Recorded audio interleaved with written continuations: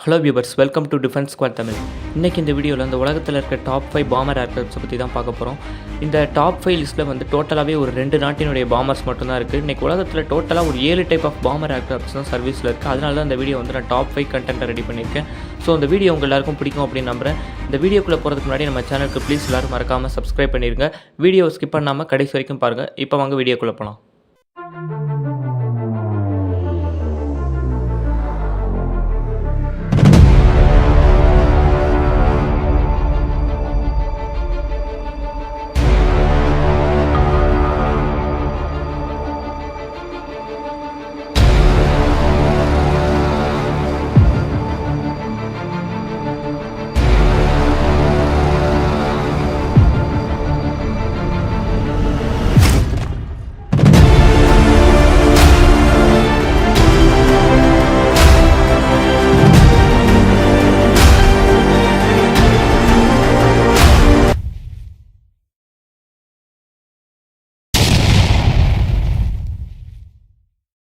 நம்மளோட இந்த லிஸ்ட்டில் 5வது இடத்துல இருக்க பாமர் வந்து ரஷ்யாவோட Tu-95. அதாவது இது வந்து சோவியத் யூனியன் டைமில் உருவாக்கப்பட்ட ஒரு பாமர். இந்த பாமரை வந்து டியூப்லோங்கிற கம்பெனி தான் தயாரிச்சிருக்காங்க. இந்த பாமர் வந்து 1956லேயே சர்வீஸில் வந்துருச்சு. இந்த பாமரை ஆப்ரேட் பண்ணுறதுக்கு டோட்டலாக ஒரு 6லேருந்து 7 பேர் தேவைப்படுறதா சொல்லப்படுது. அதாவது ஒரு பைலட், ஒரு கோ பைலட், ஒரு ஃபைட் இன்ஜினியர், ப்ளஸ் இதோட கம்யூனிகேஷன் சிஸ்டத்தை ஆப்ரேட் பண்ணக்கூடிய ஒருத்தர், ப்ளஸ் ஒரு நேவிகேட்டர், ப்ளஸ் ஒரு டெயில் கன்னர். அதாவது இந்த விமானத்தில் உள்ள கன்ஸ் ஆப்ரேட் பண்ணக்கூடிய ஒருத்தர், ப்ளஸ் தேவைப்பட்டால் சில நேரங்களில் இன்னொரு நேவிகேட்டர் கூட எக்ஸ்ட்ராவாக பயன்படுத்தப்படுறதா சொல்லப்படுது. இந்த விமானத்தில் மொத்தம் 4 இன்ஜின் இருக்குது. இந்த 4 இன்ஜின் ப்ரொடியூஸ் பண்ணக்கூடிய பவர் மூலிமா இந்த விமானத்தில் மேக்ஸிமம் ஸ்பீடாக 925 km/h ஸ்பீட் போக முடியும். இந்த விமானத்தோட சர்வீஸ் சீலிங், அதாவது இந்த விமானத்தால் எவ்வளோ உயரம் வரைக்கும் பறக்க முடியும் அப்படின்னு கேட்டிங்கன்னா, தரையிலேருந்து 12 கிலோமீட்டர் ஹைட் வரைக்கும் இந்த விமானத்தால் பறக்க முடியும். இந்த விமானத்தோட ரேஞ்ச் வந்து அப்ராக்சிமேட்டாக 11,500 கிலோமீட்டர்.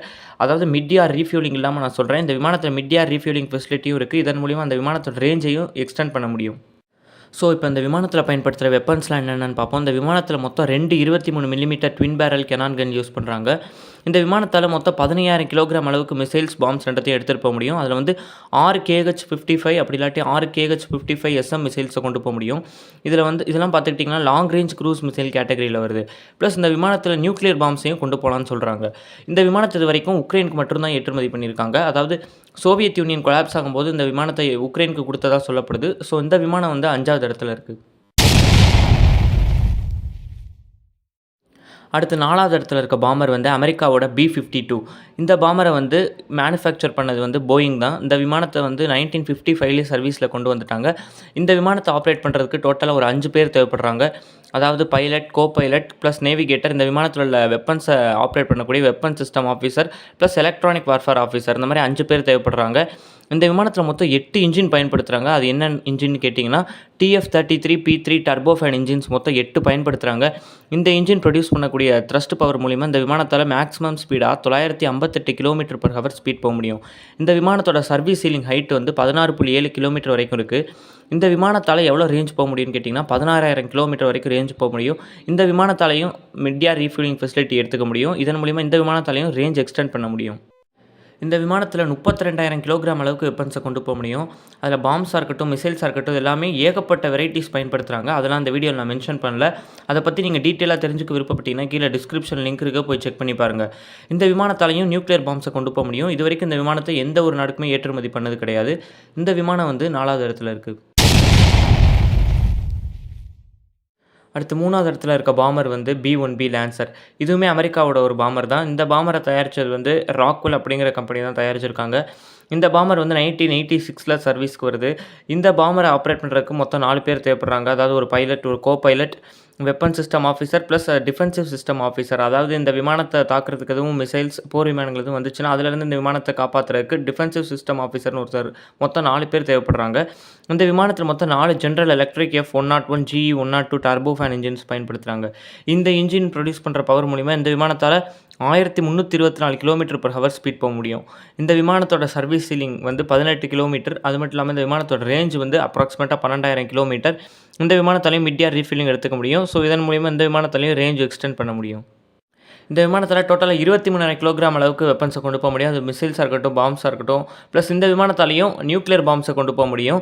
அதெல்லாம் பத்தி டீட்டெயிலா தெரிஞ்சுக்கணும்னா, கீழ டிஸ்கிரிப்ஷன்ல லிங்க் இருக்கு. போய் செக் பண்ணி பார்த்துக்கோங்க. இந்த விமானத்தையும் அமெரிக்கா இதுவரைக்கும் எந்த நாடுக்குமே ஏற்றுமதி பண்ணது கிடையாது. ஸோ இந்த விமானம் வந்து 3வது இடத்துல இருக்கு. அடுத்து 2வது இடத்துல இருக்க பாமர் வந்து ரஷ்யாவோட Tu-160. இதுவுமே சோவியத் யூனியன் டைமில் உருவாக்கப்பட்ட ஒரு பாமர் தான்.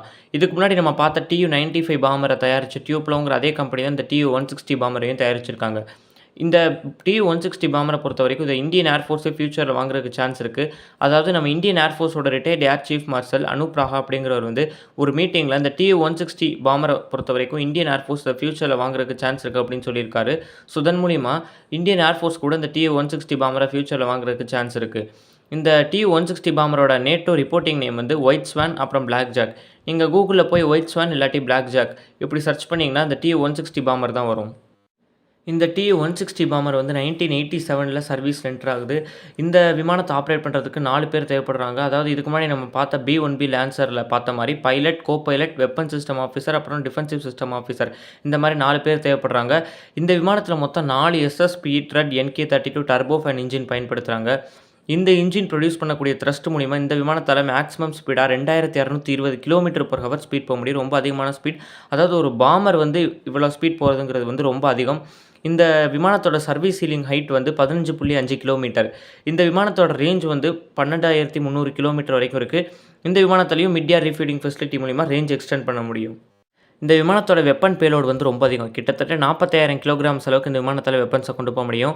அதில நியூக்ளியர் பாம்ஸ் அடங்கும். Plus normal missiles and normal palms அடங்கும். இந்த விமானத்தில மொத்தம் 2 இன்டர்னல் ரோட்டரி லான்ச்சர்ஸ் இருக்கு. இதன் மூலியமா இந்த விமானத்தில 6 KH-55 அப்படி இல்லாட்டி 12 KH-15 short range nuclear missile அதாவது அணுசக்தி மிசைலை பயன்படுத்த முடியும். ஸோ டோட்டலா இந்த விமானத்தால 12 KH-55 அப்படி இல்லாட்டி 24 KH-15 ஷார்ட் ரேஞ்ச் நியூக்ளியர் மிசைலை பயன்படுத்த முடியும். இந்த விமானத்த இதுக்கு முன்னாடி நம்ம பார்த்த Tu-95 பாமர சோவியத் யூனியன் கொலாப்ஸ் ஆகும்போது உக்ரைனுக்கு குடுத்த மாரி இந்த விமானத்தையும் உக்ரைனுக்கு குடுத்துருக்காங்க. ஸோ இது தவிர இந்த விமானத்த வேற எந்த நாடுக்குமே ஏற்றுமதி பண்ணதில்ல. இந்த விமானம் வந்து 2வது இடத்துல இருக்கு. அடுத்து முதல் இடத்துல இருக்க பாமர் வந்து அமெரிக்காவோட ஒரு முக்கியமான பாமர். அதுதான் B-2 ஸ்பிரிட் பாமர். இந்த பாமர பொறுத்தவரைக்கும் இது வந்து அமெரிக்காவோட நார்த்ரப் கிரம்மன் கம்பெனி தான் தயாரிச்சிருக்காங்க. இந்த B-2 ஸ்பிரிட் பாமர் முதல் இடத்துல இருக்கிறதுக்கு காரணமே இதோட டிசைன் ப்ளஸ் இதோட ஸ்டெல்த் கேப்பபிலிட்டி தான். அப்படி என்ன இந்த விமானத்தில ஸ்டெல்த் ஃபீச்சர் இருக்கு அப்படின்னு கேட்டிங்கன்னா, இந்த விமானத்தோட ரேடார் கிராஸ் செக்ஷன் ரொம்ப கம்மி. அதாவது வெறும் 0.1 மீட்டர் ஸ்கொயர் தான் இருக்கு. அதாவது நம்ம நார்மலா ஒரு கார்கோ பிளேன் இல்லாட்டி ஒரு பேசஞ்சர் ஏர்கிராஃப்ட்டோட ரேடார் கிராஸ் செக்ஷன் எடுத்து பார்த்தோம்னா 100 மீட்டர் ஸ்கொயர் வரைக்கும் இருக்கு. ஆனா இந்த விமானத்தோட ரேடார் கிராஸ் செக்ஷன் வெறும் 0.1 மீட்டர் ஸ்கொயர் தான் இருக்கு. இதிலிருந்தே இந்த விமானத்தோட ஸ்டெல்த் ஃபீச்சர் என்ன அப்படிங்கிறத நீங்க தெரிஞ்சுக்கலாம். ஸோ அது மட்டும் இல்லாம இந்த விமானத்தோட யூனிட் காஸ்ட்டுமே ரொம்ப அதிகம். அதாவது ஒரு B-2 ஸ்பிரிட் பாமர் தயாரிக்கிறதுக்கு இன்னைக்கு மதிப்புப்படி $2.1 பில்லியன் பயன்படுத்துறாங்க. இது ரொம்ப ஒரு அதிகமான காஸ்ட். இதனாலேயே இந்த விமானத்தில டோட்டலா 21 யூனிட்ஸ் தான் தயாரிச்சிருக்காங்க. அதில 1 வந்து கிராஷ் ஆயிடுச்சு. ஸோ டோட்டலா இன்னைக்கு இந்த 2023 கணக்குப்படி டோட்டலா 20 B-2 ஸ்பிரிட் பாமர் தான் இன்னைக்கு US ஏர் ஃபோர்ஸ்ல சர்வீஸ்ல இருக்கு. ஸோ இந்த விமானம் வந்து 1993ல சர்வீஸ்க்கு வருது. இந்த விமானத்த ஆப்பரேட் பண்ணுறதுக்கு 2 பேர் இருந்தா போதும். அதாவது ஒரு பைலட், ஒரு மிஷன் கமாண்டர். மொத்தம் 2 பேர் தான் தேவைப்படுறாங்க. இந்த விமானத்தில 4 general electric F118 GE100 turbofan engine பயன்படுத்துறாங்க. இதன் மூலியமா அந்த விமானத்தால 1010 கிலோமீட்டர்/ஹவர் மேக்ஸிமம் ஸ்பீடா ரீச் பண்ண முடியும். இந்த விமானத்தோட சர்வீஸ் சீலிங் வந்து 15 கிலோமீட்டர் ஹைட் அதாவது 15 கிலோமீட்டர் உயரம் வரைக்கும் இந்த விமானத்தால பறக்க முடியும். இந்த விமானத்தோட ரேஞ்ச் வந்து அப்ராக்ஸிமேட்டா 11,100 கிலோமீட்டர் இருக்கு. சேம் இந்த விமானத்திலயும் ஏரியல் ரீஃபியூலிங் ஃபெசிலிட்டி இருக்கு. ஸோ இதன் மூலியமா இந்த விமானத்திலயும் ரேஞ்ச் எக்ஸ்டெண்ட் பண்ண முடியும். இந்த விமானத்தில டோட்டலா 18,000 கிலோகிராம் அளவுக்கு வெப்பன்ஸ கொண்டு போ முடியும். அதில நியூக்ளியர் பாம்ஸும் அடங்கும். அதெல்லாம் ஏகப்பட்ட வெரைட்டி ஆஃப் வெப்பன்ஸ் இந்த விமானத்தில பயன்படுத்துறாங்க. அதெல்லாம் பத்தி டீட்டெயிலா தெரிஞ்சுக்க கீழ டிஸ்கிரிப்ஷன்ல லிங்க் இருக்கு. போய் செக் பண்ணி பார்த்துக்கோங்க. இந்த விமானத்தையும் இதுவரைக்கும் எந்த நாடுக்குமே அமெரிக்கா ஏற்றுமதி பண்ணது கிடையாது. ஸோ இந்த விமானம் வந்து முதல் இடத்துல இருக்கு. வீடியோவ முடிச்சுக்கிறதுக்கு முன்னாடி ஒரு பாமர பத்தி நான் உங்களுக்கு சொல்றேன். அதாவது இந்த பாமர் வந்து இன்னைக்கு சர்வீஸ்லயே கிடையாது. அப்புறம் எதுக்கு இத பத்தி நான் உங்களுக்கு சொல்றேன் அப்படின்னு கேட்டீங்கன்னா, இதோட கேப்பபிலிட்டி அந்த அளவுக்கு இருக்கு. ஸோ இந்த பாமர் என்னதான் இன்னைக்கு சர்வீஸ்ல இல்லைனாலுமே, இந்த பாமர் ஒருவேளை இன்னைக்கு சர்வீஸ்ல இருந்திருந்துச்சுன்னா, கண்டிப்பா அந்த டாப் 5 லிஸ்ட்ல இருந்திருக்கும். டாப் 1ல கூட இருந்திருக்கிறதுக்கு சான்ஸ் இருக்கு. இதுவுமே அமெரிக்காவோட ஒரு பாமர் தான். அதுதான் XB-70 வல்கைரி. ஸோ இந்த பாமரில் அப்படி என்ன கேப்பபிலிட்டி இருக்குது அப்படின்னு பார்த்துக்கிட்டிங்கன்னா, அதோட மெயின் ஃபீச்சராக பார்க்கப்படுற இதோட ஸ்பீட் தான். இந்த பாமரில் மொத்தம் 6 இன்ஜின் இருக்குது. இந்த 6 இன்ஜின் ப்ரொடியூஸ் பண்ணக்கூடிய த்ரஸ்ட் மூலிமா இந்த விமானத்தால் 3309 km/h ஸ்பீட் போக முடியும். ஒரு பாமர் வந்து இவ்வளோ ஸ்பீட் போகிறதுங்கிறது வந்து ரொம்ப ரொம்ப அதிகம். இந்த விமானத்தில் மொத்தம் 2 புரோட்டோடைப் தயாரிச்சிருக்காங்க அமெரிக்கா. அதில் வந்து ஒரு புரோட்டோடைப் வந்து 1969ல் மீட்டியார் கொலிஷனில் கிராஷ் ஆயிடுச்சு. இந்த விமானத்தோட ஃபர்ஸ்ட்டு ஃப்ளைட் வந்து 1964ல் இருந்துச்சு. இந்த விமானத்தில் நான் சொன்ன மாரி டோட்டலா 2 புரோட்டோடைப் தான் தயாரிச்சிருக்காங்க. அதில 1 கிராஷ் ஆயிடுச்சு. இன்னொன்னு வந்து அமெரிக்காவோட மியூசியம்ல ரெஸ்ட் எடுத்துட்டு இருக்கு. இந்த விமானத்த அமெரிக்கா ஏன் சர்வீஸ்லேருந்து நிப்பாட்டினாங்க அப்படின்னு கேட்டிங்கன்னா, இதோட மதிப்பு வந்து ரொம்ப ரொம்ப அதிகம். இது வந்து ஒரு எக்ஸ்பென்சிவான ஒரு ஏர்கிராஃப்ட். ப்ளஸ் இதோட மெயின்டெனன்ஸ் காஸ்ட்டும் ரொம்ப அதிகமாக இருந்துச்சு. ப்ளஸ் அது மட்டும் இல்லாம இந்த விமானம் வந்து லோ ஆல்டிட்யூட் ஃப்ளையிங்க்கு செட் ஆகாத ஒரு விமானம். அதாவது மிக சிறிய உயரத்தில இந்த விமானம் பறக்கும்போது இந்த விமானம் வந்து ஈஸியா ரேடார்ல மாட்டிருது. அதாவது இந்த விமானத்தோட ஸ்ட்ரக்சர் வந்து ரொம்ப பெருசா இருக்கிறதுனால, இது வந்து ஈஸியா ரேடார்ல மாட்டிருது. அதனாலேயே இந்த விமானத்த வந்து அமெரிக்கா சர்வீஸ்லேருந்து நிப்பாட்டிட்டாங்க. பட் ஆனா, இந்த விமானம் இன்னைக்கு சர்வீஸ்ல இருந்திருந்துச்சுன்னா, கண்டிப்பா அந்த டாப் 5 லிஸ்ட்ல இருந்திருக்கும். இந்த விமானத்தோட ஒரே ஒரு புரோட்டோடைப் இன்னைக்கு அமெரிக்காவோட மியூசியம்ல இருக்கு. ஸோ, இதோட நம்ம இந்த வீடியோவ முடிச்சுப்போம். இந்த வீடியோ உங்க எல்லாருக்கும் புடிச்சிருக்கும் அப்படின்னு நம்புறேன். புடிச்சிருந்துச்சுன்னா லைக் பண்ணுங்க, ஷேர் பண்ணுங்க.